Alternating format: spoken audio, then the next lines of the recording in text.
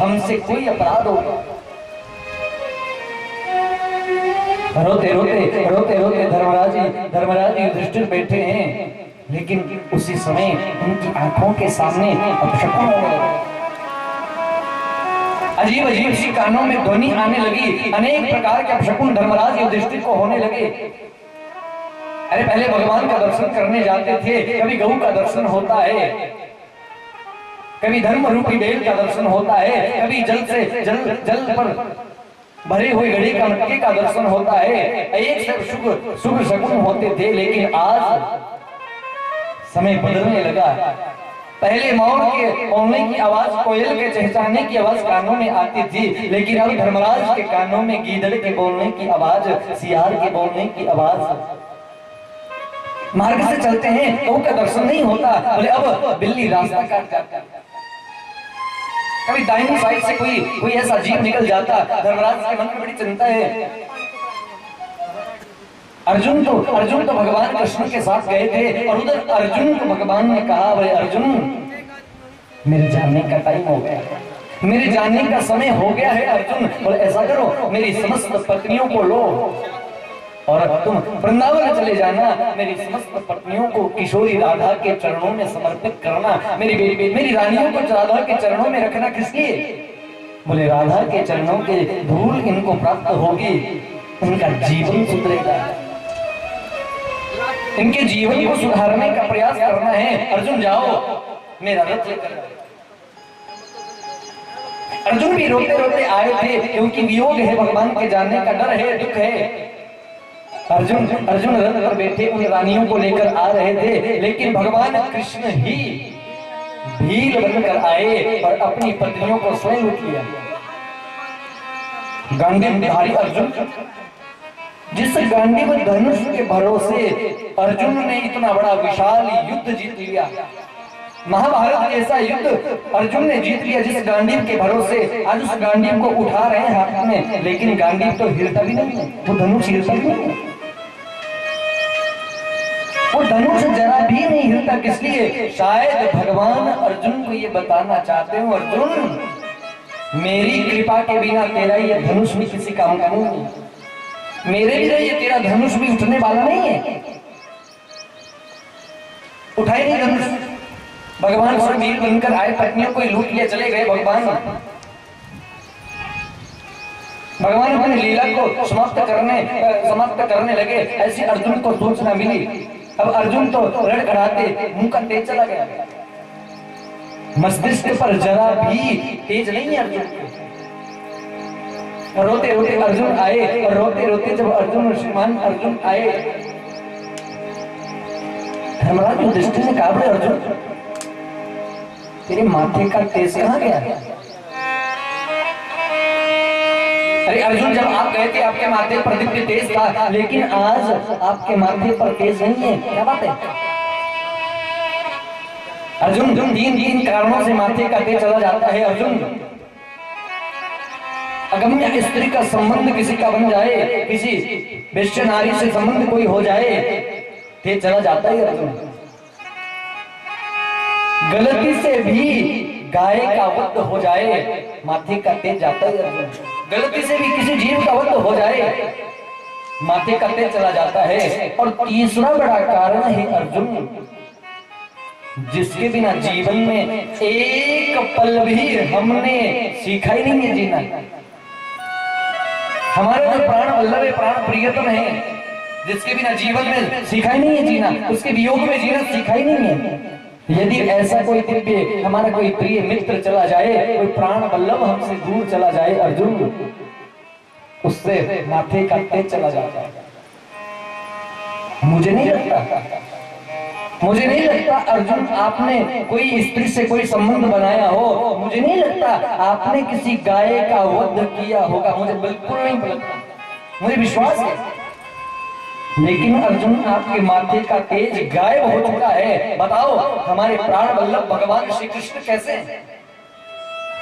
अरे हमारे प्राण वल्लभ भगवान श्री कृष्ण को कोई कष्ट तो नहीं है, वो ठीक तो है ना? अरे माता देवकी, अरे वसुदेव बाबा, ये सब ठीक तो है? अरे सब रानियां तो ठीक है ना भगवान की, सब रानियां ठीक है? बताओ अर्जुन बात क्या है? रोते रोते आज अर्जुन कहते हैं, वंचितो हम महाराजा हरिनाम बंधुरूपिणो ईनमये पयतम तेजो दिव्ये विसमापनम। वंचितो भव महाराजा हरिनाम बंधु रूप। हमारे प्राण वल्लभ तो श्री कृष्ण है, हमारे प्राण प्रियतम भगवान कृष्ण। बोले भैया अभी इस धरा पर नहीं है, हमारे प्राण वल्लभ भगवान श्री कृष्ण इस धरा को छोड़कर चले गए। अब धरा पर नहीं है भगवान। जैसे ही कुंती ने सुना, सामने माता कुंती खड़ी थी, जैसे ही सुना बोले भगवान चले गए। राम राम कही राम कही, राम राम राम। जैसे राम राम कहकर मां दशरथ जी ने अपने प्राणों का त्याग किया, कृष्ण कृष्ण कहते कहते कुंती माता ने भी अपने प्राणों का त्याग कर दिया। जैसे ही सुना कि अब हमारे प्राण वल्लभ भगवान कृष्ण नहीं है, उसी समय माता ने अपने देह को छोड़ दिया, भगवान के धाम को चली गई। उधर जिस बालक की रक्षा गर्भ में करी थी भगवान ने, उत्तरा के गर्भ में अश्वत्थामा के बाणों से जो मर का था, उस बालक की गर्भ में रक्षा की थी, वो तो जन्म भी नहीं चुका था। भगवान भी उसको बधाई देने आए थे, नाम रख दिया था परीक्षित। अभी छोटे से बालक हैं परीक्षित, भगवान ने अपने लीला को विश्राम किया, भगवान चले गए थे, कुंती माता ने प्राणों का त्याग कर दिया। अब धर्मराज युधिष्ठिर कहते हैं, बोले अर्जुन अरे इतने महीनों बाद आए बाबरे, इतने महीनों के बाद तुम्हारा आना हुआ और आए भी अशुभ संदेश लेकर आए अर्जुन। ऐसी अशुभ सूचना लेकर तुम आए, मैंने सोचा नहीं था जीवन में, लेकिन भगवान चले गए। अर्जुन बोले अब हम पांडवों को भी स्वर्ग की यात्रा करनी चाहिए, अब हमें भी इस धरती पर रहना नहीं है, इस राज्य का भोग हमें भी भोगना नहीं है। अपने बेटा परीक्षित को बुलाया, परीक्षित को राज्य गद्दी पर बिठाया और मुकुट माथे पर धर दिया। बोले बेटा आज से राजा तुम हो, आज के बाद इस राज्य के राजा आप हैं। बोले पिताजी मैं तो भी बड़ा छोटा सा हूँ, मुझे मालूम नहीं है राज्य कैसे चलता है। बोले तीन बातों का स्मरण रखना बेटा, आंखों के सामने कभी पाप होते नहीं देखना बेटा। दूसरी बात याद रखना, शरण में शत्रु भी आ जाए तो उसे अभय देना, उसे शरणागति देना। और तीसरा बेटा तीसरी बात है, बोले अतिथि का हमेशा सत्कार करना, घर में आए मेहमान का हमेशा सत्कार करना। तीन बातें बतलाई, तीन बातों का बेटा जीवन भर पालन करना हमारा आशीर्वाद है, तुम्हें जीवन में कोई तकलीफ नहीं होगी। परीक्षित को राज्य गद्दी पर बिठाया, पांडव को स्वर्गारोहण की यात्रा करना। बद्री का आश्रम से ऊपर की ओर चलने लगे और रास्ते में जाते जाते नकुल गिर गए। भीम ने धर्मराज युधिष्ठिर से पूछा भैया ये नकुल क्यों गिर गए? धर्मराज युधिष्ठिर कहते हैं भाई भीम तुम भोले हो तुम, अरे इसको अपने गणित विद्या पर बड़ा अभिमान था, मैं बहुत गणित जानता हूँ, मैं बड़ा ज्योतिष जानता हूँ, मैं बड़ा हिसाब किताब जानता हूँ। बोले इसके मन में इस बात का अभिमान था, इसलिए अभिमान होने के कारण ये स्वर्ग नहीं जा सकता। माफ करना, जरा सा भी अभिमान किसी के मन में है स्वर्ग जाने के लिए बाधक है। हमें इस बात का अभिमान हो जाए, हम बहुत अच्छी कथा कहते हैं, आपको अभिमान हो जाए हम बड़ी अच्छी सुनते हैं। किसी को सौंदर्य का अभिमान हो जाए, किसी को अपनी खानदानी का अभिमान हो जाए, जरा सा भी अभिमान जीवन में हो जाए, जरा सा अभिमान स्वर्ग जाने में बाधक है। अरे इसको अपनी गणित विद्या पर बहुत अभिमान था, इसलिए स्वर्ग नहीं जा सकता। अब रास्ते में जाते जाते सहदेव भी गिर गए। बोले भैया ये क्यों गिर गए? बोले इसको अपनी सुंदरता पर बड़ा अभिमान था, मैं बहुत सुंदर हूं। अभिमान जरा सा था, स्वर्ग नहीं जा सकता। अब जाते जाते रास्ते में माता द्रौपदी भी गिर गई। अरे भैया ये हमारी पत्नी ये द्रौपदी क्यों गिर गई? धर्मराज युधिष्ठिर कहते हैं, बोले भीम पति 5 थे हम।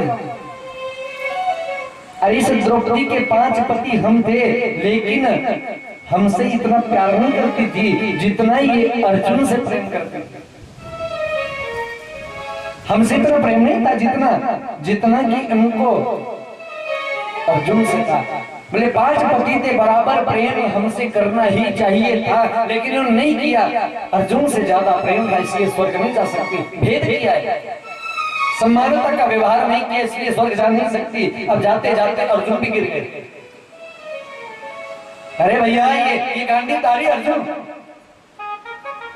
अरे इनको क्या हो गया? धर्मराज कहते हैं, बोले गांडीव पर बड़ा घमंड था इनको।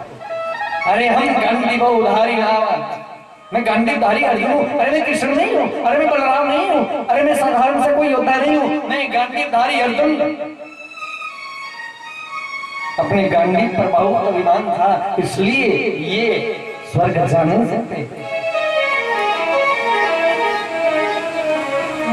रास्ते में भीम भी गिर गए। बोले भैया हम कभी जाते जाते बताओ हम क्यों गिर गए? धर्मराज युधिष्ठिर कहते थे, बोले भीम जरूरत से ज्यादा खाते थे तुम। यदि 1 रोटी से काम चल सकता है तो 10 रोटी खानी। अगर 4 रोटी से काम चल सकता है तो हम 10 क्यों खाएं? जरूरत से ज्यादा भोजन करना भीम स्वर्ग जाने में बाधक है। बहुत भोजन करते थे, स्वर्ग जा नहीं सकते। एक क्षण के लिए धर्मराज युधिष्ठिर को भी नरक का दर्शन करना पड़ा, ऐसी कथा थी।